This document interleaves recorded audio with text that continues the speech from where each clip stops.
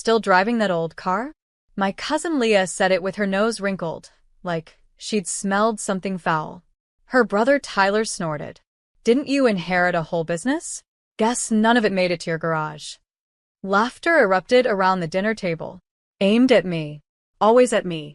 My name is Renee. And from wherever you're watching this, stay with me. Have you ever been underestimated so deeply that your success felt like betrayal to the people who should have celebrated you? I stared down at my plate. Dried chicken, overcooked rice, and humiliation served fresh. It was a family dinner at Aunt Diane's house, and I already regretted showing up. The same house I used to mow the lawn for as a teenager while they sipped lemonade and told me maybe college wasn't for everyone. Now they sat around me in new watches and old mindsets, still convinced that I was the black sheep who never made it out of the dirt. And when Leah made that comment about my car, I just smiled gently and shrugged. It runs fine, I said. She probably doesn't know what a car payment feels like, Tyler added, elbowing his cousin like they were tag-teaming a comedy routine. And maybe they thought I'd bite back. Maybe they wanted me to snap, to lose composure, to prove I was still the outsider. But I didn't. Because I had something better than a comeback. Just then, my phone buzzed in my purse. I glanced at it, tapped once, and stood. Sorry. I need to take this. They smirked like I was trying to escape the heat. I stepped just outside onto the veranda. The sun was setting in soft gold. I raised the phone to my ear. Yes, I said calmly. My assistant's voice came through crisp and clear. Hi, Renee. Just confirming your jet has landed. They've brought the rolls around and pre-cleared customs. We're ready whenever you are. I turned back toward the open window of the dining room and paused. The silence inside was total. I hadn't meant for them to hear. But I hadn't exactly hidden either. When I walked back in, I didn't say a word. I didn't need to. The air had changed. Leah's fork was frozen midair. Tyler blinked like someone had unplugged his brain. Jet, my uncle finally asked, eyes squinting. I just smiled politely and sat back down. Business trip. Early morning. I didn't elaborate. That was the power. Because here's the thing. They thought they knew who I was.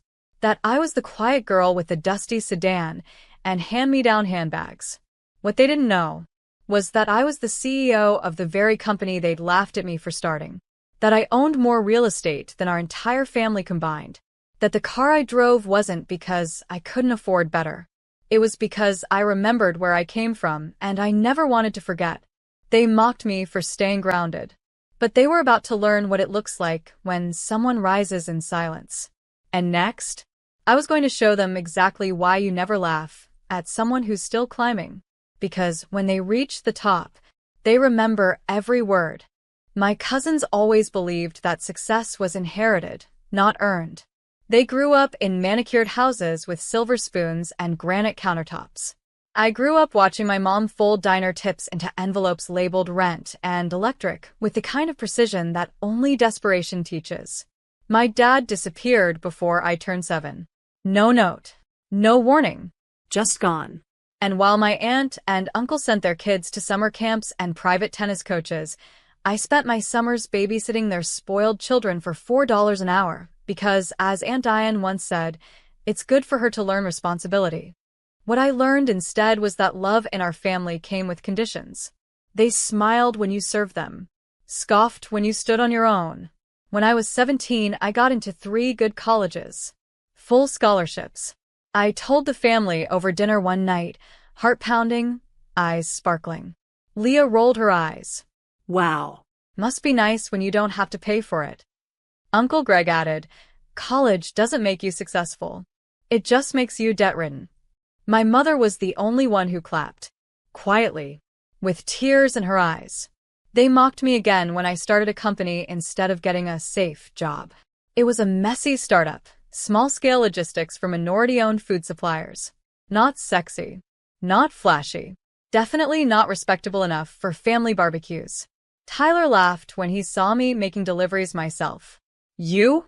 Running a business? Thought you were going to be the next Oprah, not UPS. Leah once said, it's kind of embarrassing, isn't it? Like playing entrepreneur? But I kept working. Nights, weekends, holidays. I reinvested every penny. I lived in a studio apartment that was half storage closet. Ate ramen. Lost sleep. Gained grit. My mother passed just before I turned 26. Heart failure. Years of overwork and stress finally caught up. She never saw my first warehouse open. But she did leave me a note I found tucked inside her recipe book. They won't see you coming, baby. And when they do, it'll be too late to catch up.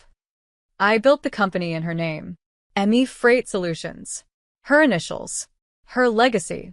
And in 2 years, I turned it into a multi-million-dollar logistics empire. Private fleet. Global contracts. 27 employees. But I didn't tell the family. Why would I? They had already decided who I was. The girl with the sad backstory, a used car, and unrealistic dreams. I let them believe it. Let them joke. Let them gawk at my old Corolla with peeling paint and a squeaky window. Because to them, that car was proof I hadn't made it. But to me, that car was the steering wheel I gripped every night when I cried behind the wheel after 14-hour shifts. It was the front seat where I'd read my mother's note over and over. It was the one constant reminder that I was still moving forward, even when it felt like the world was driving past me. They saw rust. I saw roots. And when that assistance call came through at dinner, it wasn't a flex. It was a reminder that I didn't owe them explanations, just consequences. After that dinner, everything shifted. Not for me, I was already living in my truth, but for them. My cousins, my aunt, my uncle, suddenly they were curious. I'd spent years being invisible in this family. But now, I was a headline they couldn't stop clicking. 3 days after the dinner, Leah sent me a message on Instagram. Hey girl, didn't know you were flying private these days, lol, smiling face with heart eyes, we should totally catch up. Tyler posted a story the same day. A boomerang of him holding a cup of espresso at some pop-up cafe with the caption, Grind time briefcase, manifesting boss vibes fire. He'd never posted about work before. That's when it hit me. It wasn't the jet that shook them. It was the fact that I'd passed them by and never told them. I wasn't bragging. I wasn't flashing my wealth. I wasn't begging for validation. And that silence made them desperate to know more. They had lived their entire lives believing wealth meant power and power meant control. That they were the standard to be measured by. But I'd walked right past them, quietly, completely, and they hadn't seen it coming. So now, they were scrambling. And then something happened that confirmed just how much it was eating at them. I got a call from a supplier who'd referred me to a new client, a boutique grocer in another city. Great lead. But the conversation took a strange turn. The manager said, One of your cousins? I think his name was Tyler? He reached out to us last week. Said you recommended him. But his numbers were off. And he couldn't explain how his logistics worked. I froze. Tyler was trying to use my name. I thanked the manager, hung up, and sat there for a long minute. He didn't congratulate me. He didn't apologize for mocking me. He didn't even ask me directly. He just tried to steal a piece of what I'd built and hoped I wouldn't find out. But I did. And it didn't stop there. Over the next week, 2 more people messaged me about family members name-dropping Emmy Freight. Leah had apparently pitched a fake consulting service to a local boutique using my company's portfolio as her past experience. She was presenting my warehouses, my deliveries, my hard work as hers. That's when it stopped being annoying and became personal. They hadn't just dismissed me. They were now trying to cash in on the image they once laughed at. The girl they called a failure? Now, suddenly, she was their golden ticket. But they'd forgotten something important. You can't steal from someone who's already 2 steps ahead. So I started tracking everything. Screenshots, emails, voice notes, fake invoices. Not to retaliate, to prepare. Because I knew exactly how this story ended. They wanted to wear my success like a costume. But I was about to show them the price of pretending to be someone you once tried to bury. They played small games. I was about to make a big move. And the only thing better than rising is rising while they're still trying to figure out how you did it. I could have called them out publicly. Could have embarrassed them the way they tried to embarrass me all my life. But that would have given them something they didn't deserve. Attention. Instead, I chose something quieter, sharper, more permanent. First, I called my legal team. Emmy Freight had a small but powerful legal department. 2 brilliant women who had seen this kind of thing before. I laid it all out. The name-dropping, the fake pitches, the way Leah and Tyler were using our brand to sell themselves to clients. My team moved fast. Cease and desist letters were drafted within hours. But I didn't send them. Not yet. I wanted to watch them dig deeper first. So I played dumb. I replied to Leah's Instagram message. Sure. We should catch up soon. Let me know when you're free. She bit instantly. Within a day, she invited me to coffee. Just us girls. We met at a trendy cafe, where she wore designer shades and talked like we were old friends who hadn't been emotionally distant for 2 decades. She asked questions. Too many. So, what's your average profit margin? What kind of software do you use for scheduling? Are your trucks diesel or hybrid? Just curious. I smiled through all of it, gave vague answers, watched her brain spin behind her fake lashes. Then she said it. Tyler and I are thinking of starting something similar. You'd be so proud.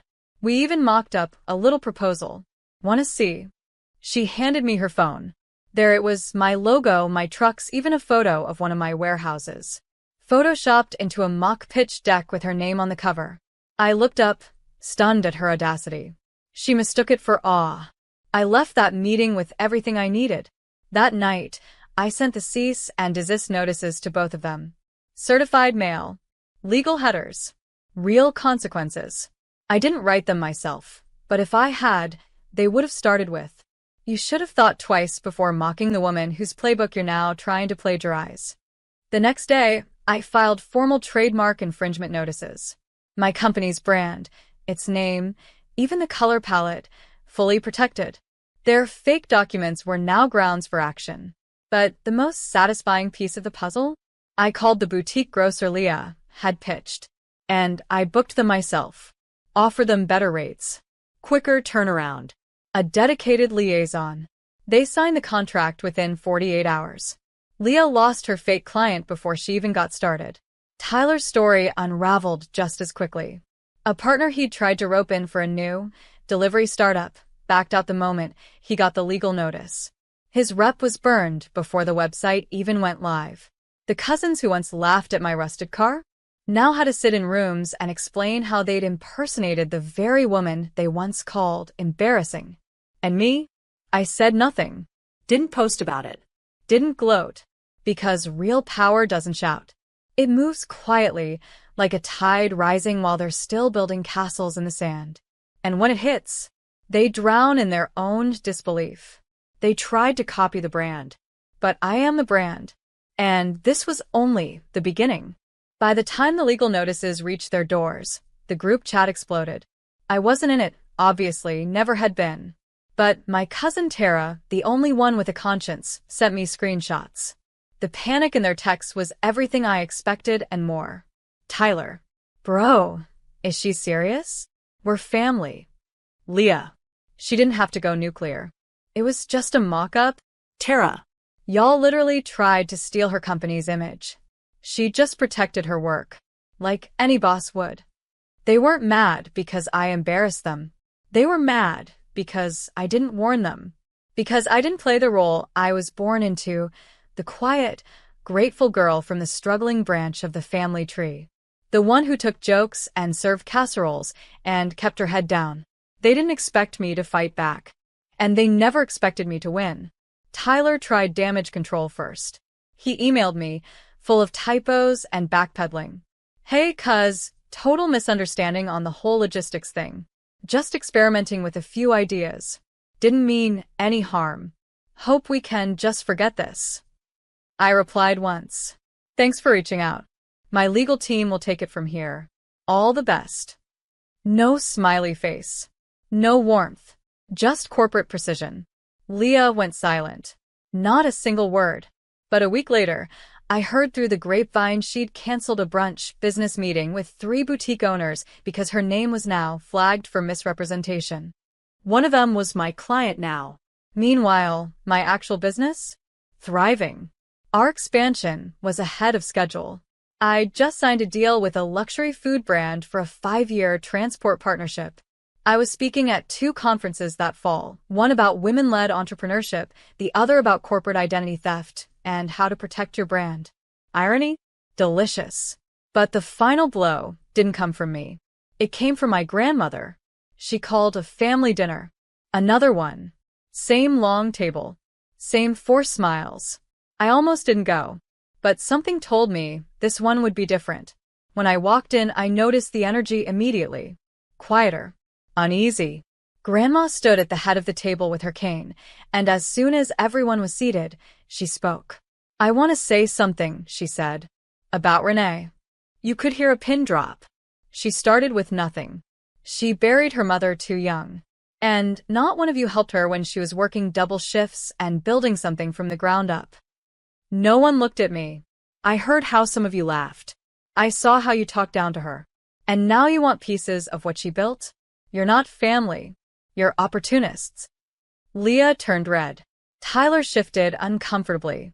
And let me be clear, Grandma added.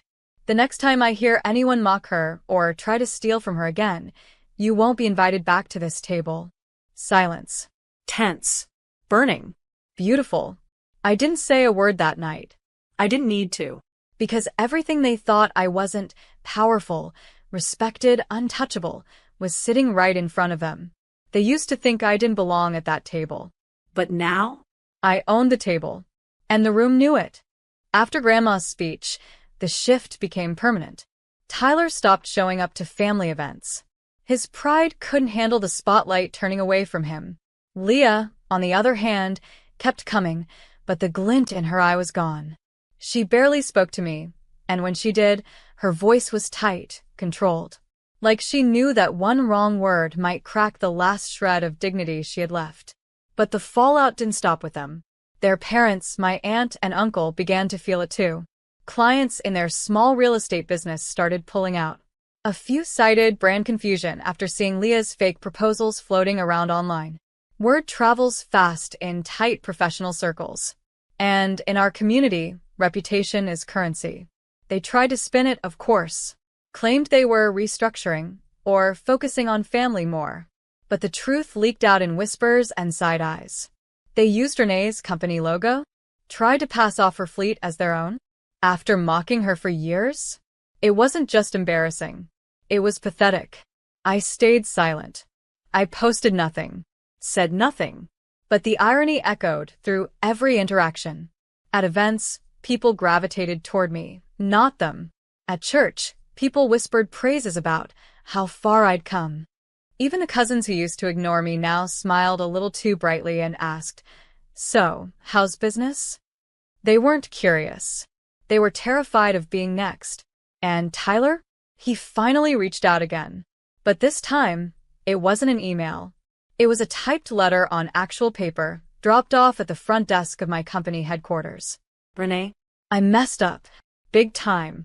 I let my ego convince me I could fake what you built. And now everything I was building is gone before it even started. I'm sorry I ever laughed at you. If you ever need anything, I owe you. Big time." I read it once, then folded it, and filed it away in a drawer labeled unpaid debts. Because I didn't need his apology to heal. The collapse was never about revenge. I didn't need to burn anything down. I just needed to stand. And the second I did, they began to sink in the hole they dug for me. Meanwhile, my own life bloomed. I opened a second headquarters in Atlanta, hired more women into leadership, launched a mentorship program for young entrepreneurs from underserved communities, kids like I used to be. And every time I got in my old car, that little beat-up Corolla, I smiled. I still drove it. Not out of necessity. Out of principle. Because the engine that once carried me through sleepless nights still ran like it had something to prove. Just like me. So while they scrambled to rebuild what they never really had, I expanded in silence. One contract at a time. One flight at a time. One legacy at a time. And they were stuck where they started. Mocking shadows. Watching the girl they underestimated become the woman they couldn't reach. 6 months later, I stood in the hangar beside my private jet as the wind whipped through my coat and my assistant checked her clipboard with precision. Across the tarmac, a team of new hires unloaded product samples headed to our partners overseas. From a beat-up Corolla to a fleet of trucks and air freight? Yeah, we had come a long way. But my rise wasn't built on revenge. It was built on memory. I remembered the nights my mother cried silently at the kitchen table when rent was due. I remembered the pitying looks from family as I poured punch at their parties, knowing full well I was there to serve, not belong. I remembered every eye roll, every "still driving that thing?" jab, every dismissal that turned my silence into fuel. And now, I had carved a life from that silence. Not loud, not flashy, just solid. My logistics company had surpassed $20 million in contracts. We'd expanded into South America, developed eco-friendly transport solutions, and partnered with 2 international nonprofit orgs to ship medical supplies to disaster zones, at cost. Impact. Legacy. Not just profit. Meanwhile, the house I lived in now, paid in full. It wasn't a mansion by choice. 3 bedrooms, full garden, custom kitchen design from scratch. Warm. Quiet. Mine. But the most important place in that house? The wall in my home office. One photo, framed in gold. Me and my mother, standing beside that old Corolla, both of us laughing. She was holding a manila envelope labeled incorporation papers. She never lived to see the company take off. But she saw the beginning. And that's what mattered. Once a month, I host a dinner. Not for family. For the women I mentor. Young, fierce, underestimated women who remind me of myself at 19. They come with ideas, notebooks, nervous laughs. I watch them closely, how they talk about their dreams with disclaimers, like they've been told to be realistic too many times. And I tell them the same thing every time. They'll laugh at your rust. They'll roll their eyes at your silence. But when your jet lands, they'll pretend they were cheering all along. At one of those dinners, Tara, my one cousin who never turned her back, pulled me aside. "You know," she said, "they still talk about you. Whisper your name like a warning." I smiled. "Good," I said. Because I wasn't their cautionary tale anymore. I was the consequence. And as I sipped my wine that night, surrounded by laughter, hope, and the hum of futures being built, I realized something. Success isn't just measured in dollars. It's measured in who you lift with you, in how you rise without stomping and teach others how to climb. They tried to mock me into silence. Instead, they watched me turn that silence into a platform. And now, they're still sitting at that dinner table, while I'm rewriting the menu. A year to the day after that infamous family dinner, Aunt Diane hosted another one. Same table, same roast chicken, same crystal glasses clinking under dim lighting. But this time, I didn't sit at the far end, waiting to be acknowledged. I wasn't even planning to go. I had a ticket booked for Tokyo, business class, not private jet this time. I liked to remind myself what it felt like to move among people instead of above them. But Grandma called the night before. Come. Not for them. For me. So I did. I wore the same coat they once called plain. Minimal makeup. No jewelry. Just me, still and solid. When I walked in, the room stilled. Leah glanced up from her phone. Tyler looked down at his plate. Uncle Greg offered a stiff nod. Aunt Diane tried her usual smile. "Look who made it." I smiled back, gentle but unreadable. We ate in near silence. No one mocked my car. No one asked about my business. But not out of respect. Out of fear. Because they knew I wasn't the story anymore. I was the ending. After dessert, Grandma stood. "I just want to say something," she said, voice trembling but proud. "A year ago, someone at this table made a joke. A joke they thought was harmless. About an old car. About a young woman. And today, that woman has done more for this family's name than anyone here." Everyone went still. She turned to me. "Renee, I'm proud of you. Not because you're rich, but because you remembered who you were when they tried to make you forget." I blinked back tears. And for the first time in a long time, I felt seen. After dinner, I walked to the driveway. My old Corolla still parked right where I left it. A dent near the back, faded hood, engine still humming like a fighter. Leah passed me on her way out. She looked at the car, then at me. "You still driving that thing?" she asked, no laughter this time. Just genuine disbelief. I turned slowly. "No," I said. She blinked. "I choose to drive it." Her mouth opened slightly, but no words came. I got into the driver's seat, rolled the window down.